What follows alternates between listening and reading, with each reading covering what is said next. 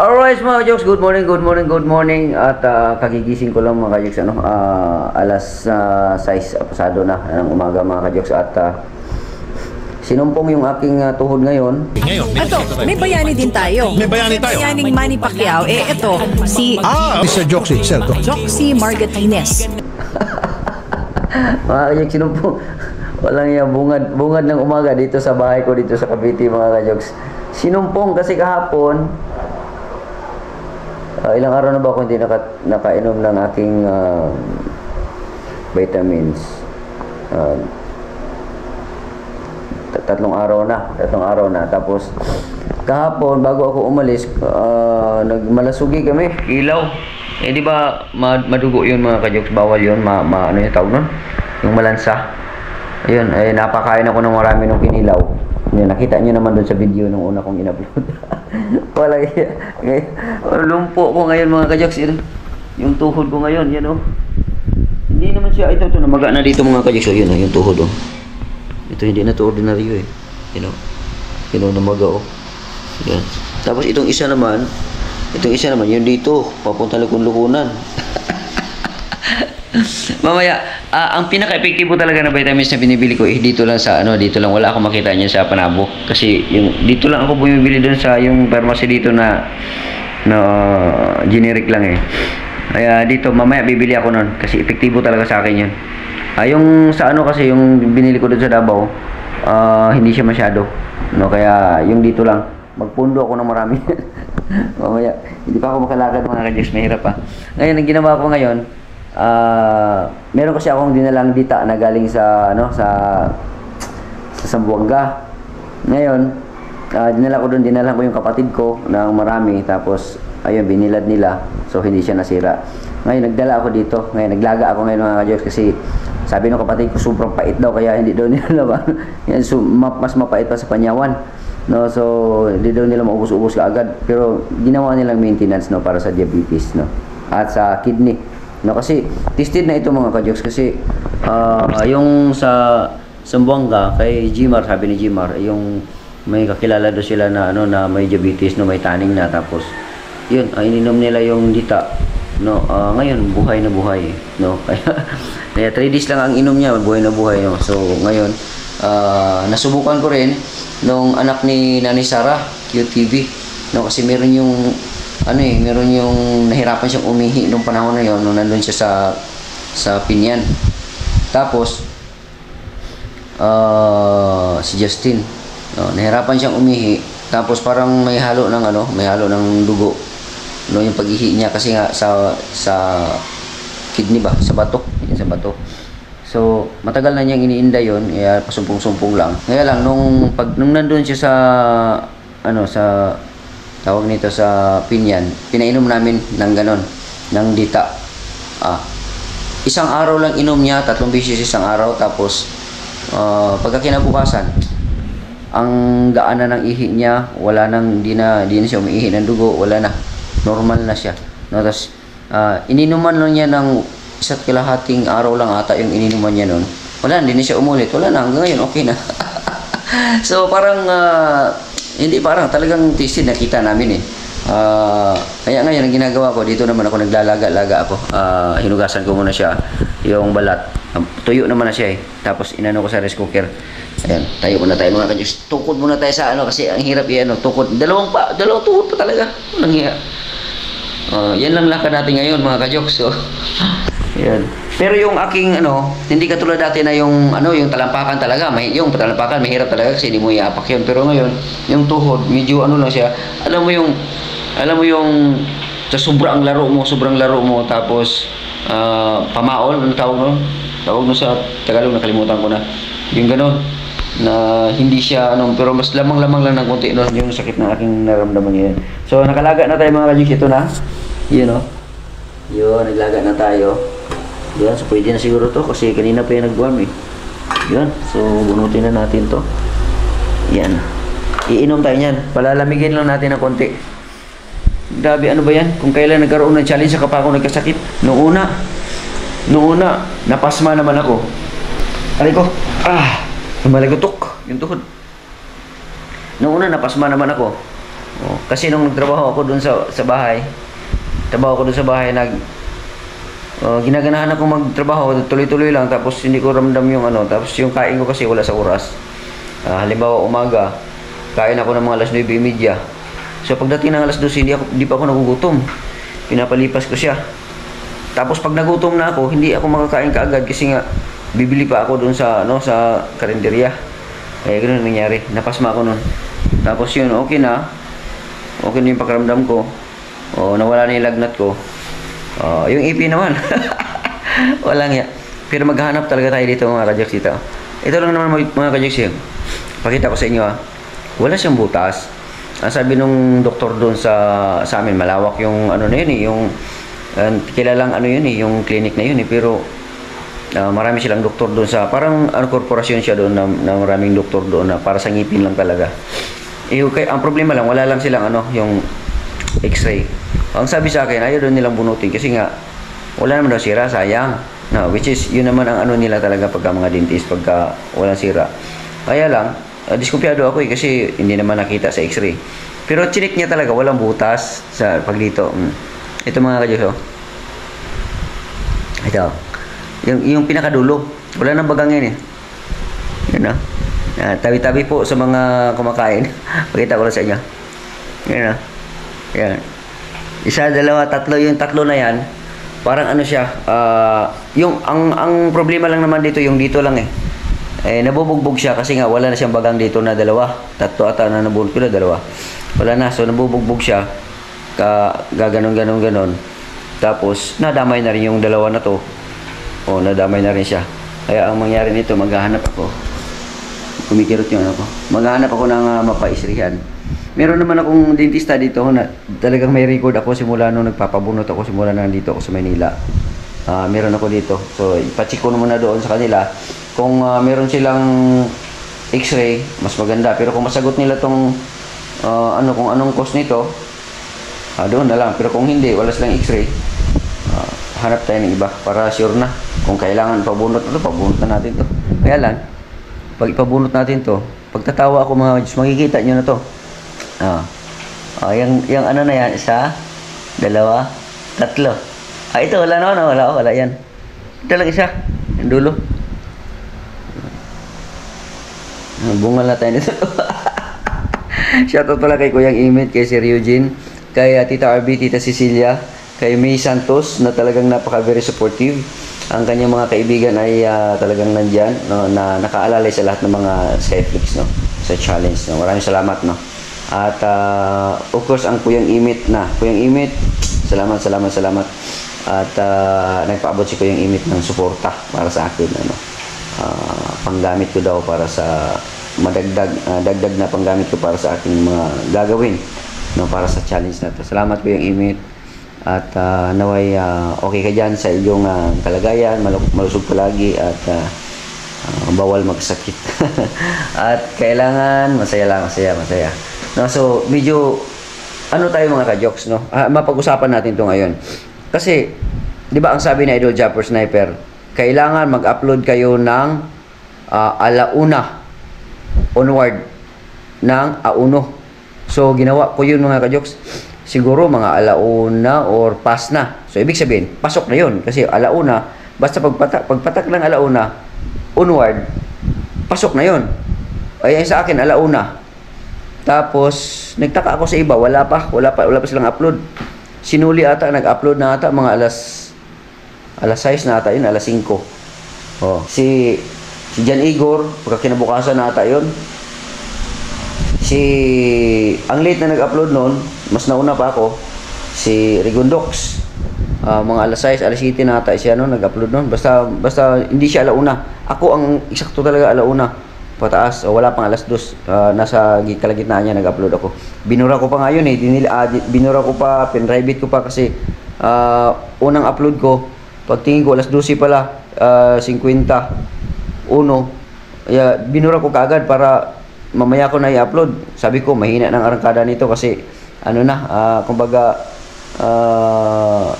na-upload ko na tapos di video pa rin na re-upload ko. So sabi ko, bahala na, basta ang importante alauna, pataas.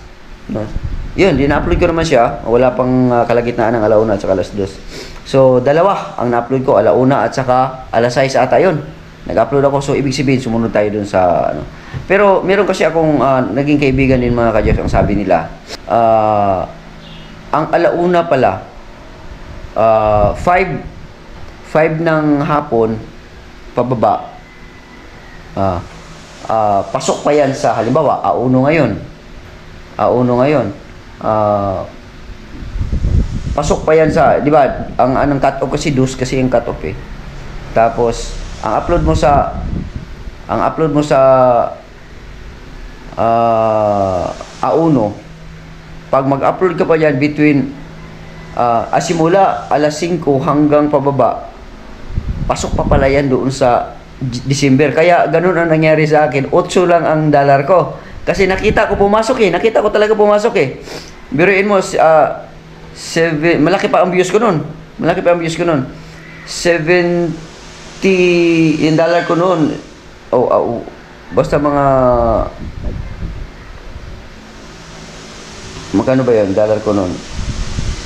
Basta, ang pumasok mga 70 plus ang pumasok doon sa in-upload ko na yun na dalawa. So, ibig sabihin, kung hindi pa pala siya pumasok doon, kung hindi ako nag-upload nung alauna, kung alas 6, dapat pala daw alas 6. Mga ka-jokes, no? Dapat pala daw alas 6. No, so, may nakapagsabi sa akin yan na alas 6 daw dapat kasi marami din tayong mga kaibigan na mga nag-YouTube din na pumupunta-punta din tayo sa mga nagtatakil na mga ganyan-ganyan. No, so, marami din. Iwan ko lang kung gaano katotoo pero nakita ko naman na talagang hindi pumasok doon sa A2 at A3 hindi pumasok. Doon sa 1 siya pumasok. Yung in-upload ko ng A1 ng alauna ng hapon at saka alas 5 ng hapon, pumasok siya sa December na sahod. December na revenue, which is makukuha ko ngayong January. No, so mga 70 plus din 'yon. 70 plus. Tapos ang natira na lang yung 8 na lang, yung wala na akong upload noon, yung pagka kinabukasan nabitin ako sa upload. Yun na lang ata yung mga tira-tira na kaya 8 lang ang dumating. Ano ipasa ko kay Idol. Kung hindi sana pumasok doon. Pero kung nag-upload ako ng katulad nila may late late na nag-upload mga city na tayo na Sir Gundox no, tapos malakas pa yung views niya noon kasi upload niya yun nagaling pang kasiguran eh. Sa X ni Idol ay alam naman natin pagka X ni Idol or tungkol kay Idol malakas talaga yan no. Sa atin ordinaryo lang sa atin yun, sariling atin lang yun. So yun kaya mas malakas ang kay Rigundox noon pero try pa rin natin no. Subukan lang natin basta ang aking lang doon na yung aking unang arangkada na upload pala hindi siya pumasok para doon sa first day ng challenge no na announce no na live ni Idol. Hindi siya pumasok doon. Pumasok siya sa last na December na sahod no, which is sasahurin ngayong January no. So yun ang nangyari mga ka-jokes. So ngayon kagabi dumating ako, nag-upload ako kahapon nag-upload ako, may views. Tapos kagabi nag-upload na naman ako kahit madaling araw na alas 3, upload pa rin ako. Pero okay pa rin. Ngayon meron akong i-upload na naman ngayon. No, so kibali dalawa o tatlo siguro to. Ma-upload natin ngayong araw na to para sa kung hindi man siya papasok mamaya o bukas siya papasok. No, so banata natin upload ngayon mga ka-jokes. Kaso lang ang problema natin dito makakakilos-kilos na maayos nito kasi nga ayun no, inaangat ko muna kasi kumikirot siya mga ka-jokes, ano siya yung ngalay na iwan ko. Kailan tayo dumating dito na mag-vlog tayo. Oy, abangan nyo pala mga ka-jokes no, ang ex ko nag-message sa akin. Meron na kaming importanteng pag-usapan tungkol kay Kian no, emergency mga ka-jokes no. So sana abangan niyo yan mga ka-jokes no. Hindi ko pa na message ulit na pag-usapan no, baka abangan niyo yun mga ka-jokes, baka papayag siya na mapasama sa video at makikita niyo na siya in person mga ka-jokes yung aking ex no. Alright mga ka-jokes, tanggalin na natin tong rice cooker. Lagyan natin dito. Okay, so lalagay tayo. Maglalagay tayo ng... Ay, basta. Ikado. Maglalagay tayo ng... Inumin natin. Dahan-dahan mga ka-Diyos. Medyo ano pa siya, ito mga ka-Diyos, pakita ko sa inyo. Yun o. Yan yung nilaga na balat ng bita. Hinugasan ko na yan. Malinis na malinis na yan. Silalagay lang natin. Ay ko, init. Lalagay lang natin dito. Yan. Yan lang muna. Kasi sobrang pait niyan. At saka ano pa siya. Diyan lang muna yan. At unti-untiin natin ito kalahati. So mamaya, inom na naman tayo ulit.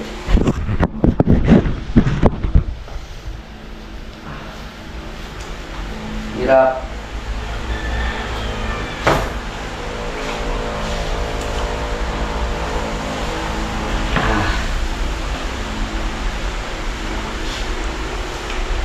Inom tayo. Dita, sobrang pait nito mga ka-Diyos.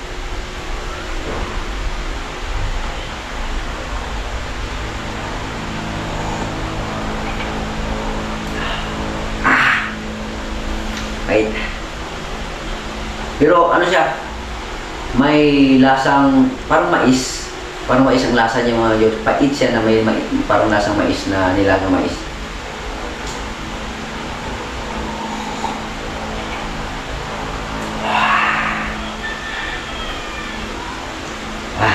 Tapi pait. Kumakapit dito. Maigi ito sa yung may mga sakit sa bato, yan, kidney, tapos diabetes. Maraming ano nito mga pwede niyo i-search sa sa YouTube kung anong mga na pwede niyang panglunas na karamdaman. Ang kagandahan nito dahil hindi tayo ano ito kasi herbal to eh. Maraming mga herbal na gamot na nalalaman ng ating mga ninuno noon na hindi natin alam ngayon. O bakit yung ating mga ninuno noon na ang tagal ng buhay nila? Yung mga tao noon, ang tagal ng buhay nila, umabot sila ng 100 o 100 mahigit na taon bago mamatay. Kasi nga, wala silang medisina, no? Walang iniintik na medisina, puro herbal lang. So maraming alam nila na hindi natin alam ngayon sa kasalukuyan, no, ng mga katauhan, no? Kasi wala na eh. Wala na mga kabundukan, wala na mga damo, wala na mga puno gaano, no? So ilan may nakakaalam, kaya lang hahanapin mo yung mga nakakaalam na yon. Mapag-usapan na lang yan pagka mayroong mga maritis-maritisan, yung mga ganan, saka na lang malaman mo, no? So subukan natin to. Doon, lumulubos yung mga kabutso. Walang yan.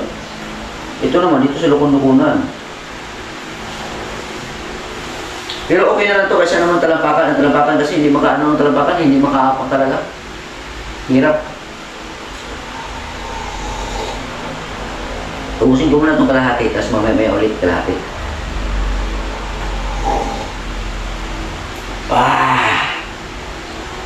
Kasi ang pait, pagka nahalo yan dun sa na-circulate yan sa mga kaugatan, maganda yan. Lalo na itong dita.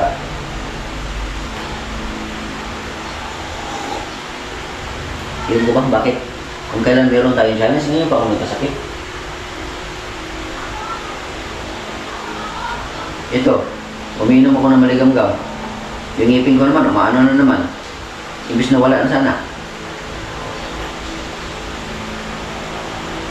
Kailangan ko kasing sabihin mga ka-Diyos kasi para matulungan nyo rin ako na i-suggest yung mga ganito-ganito. Bakit yan, baka naranasan ninyo ba? No? Kasi wala eh, kahit nga yung doktor dun sa akin, hindi niya ayaw niyong bunutin. Pero sabi naman niya, pagka gusto mo talaga sir na bunutin na rin kasi ikaw naman ang may consent niya. Ikaw naman ang may sabi. Pero para sa kanila kasi nanghinayang na sila dahil walang ano. Wala rin sila kasi ano doon, x-ray.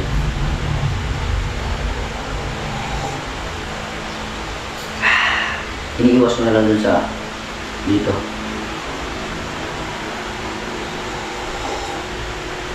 Paunti-unti lang maubos ito. At least mapasok natin.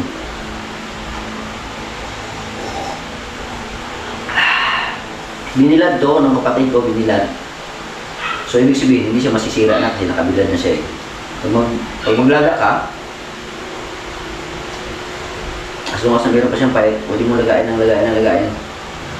Tapos, ilagay mo lang siya sa may tissue para hindi siya mag-moist. Tapos, lagat mo ulit.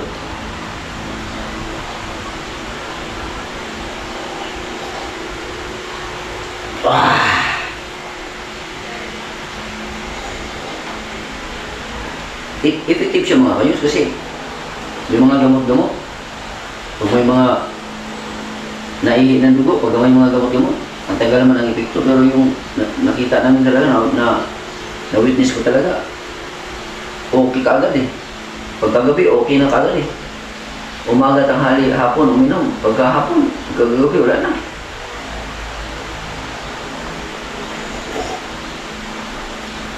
Medyo mababa tayo yung alkaran natin dahil nga dun sa nag-upload ako ng alauna onward, alauna at saka alas 5 ako nag-upload eh. Yung unang upload ko malakas yun, yung unang upload alauna. Yung pangalawa mahina, pero alauna pa rin, alas 5 yung sunod. Kaya lang pumasok siya dun sa last na revenue. Dapat pala daw 6 pataas ng A1 kasi doon ang cut off eh, 6 daw ang cut off. Ewan ko lang kasi si YouTube, kasi pabang-bago kasi si YouTube noon ang pag naman ang cut off kasi sa YouTube eh, pag sa revenue naman ados yun, yung sinabi ko na yun sa oras yun, yung upload mo naman ng A1 papasok yun sa, yung alam ko lang dati, ang upload ng A1 papasok yun siya sa, wala pang oras-oras yun, pasok siya sa current na revenue. Pero pag mag-upload ka na ng ADOS, kahit umaga ka pa mag-upload, pasok na yun sa Acris.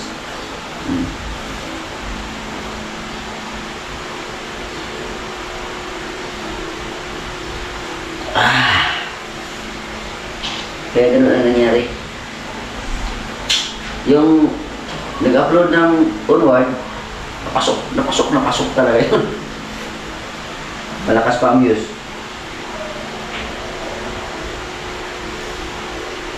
Lahat na natin maubos ang kalahati. Titira na naman tayo para mabuong isang baso. Tapos, mamaya na namang hapon at tanghali o gabi. 3 beses sa isang araw.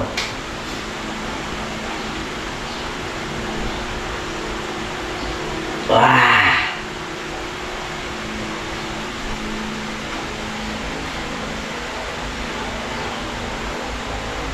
Kasi kung inumin mo siya diretso-diretso, una, mainit.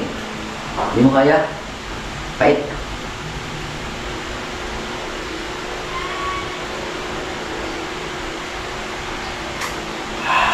Pait. Maubusan natin. Malasahan mo lang yung yung parang nilagang mais.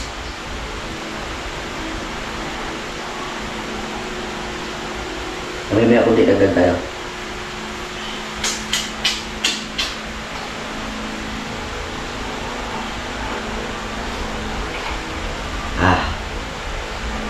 Alright, dagdag tayo ulit.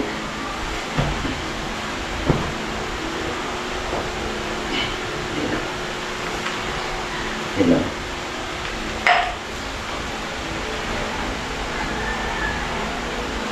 Sakit eh, di maasahan eh. Di maasahan yung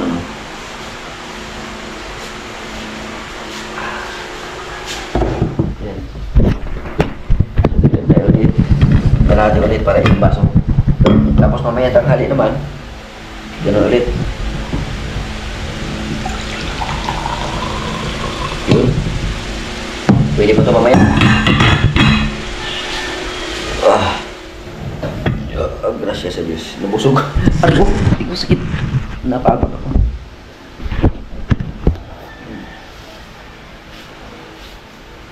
Okay na lang kasi nakakapak mo yung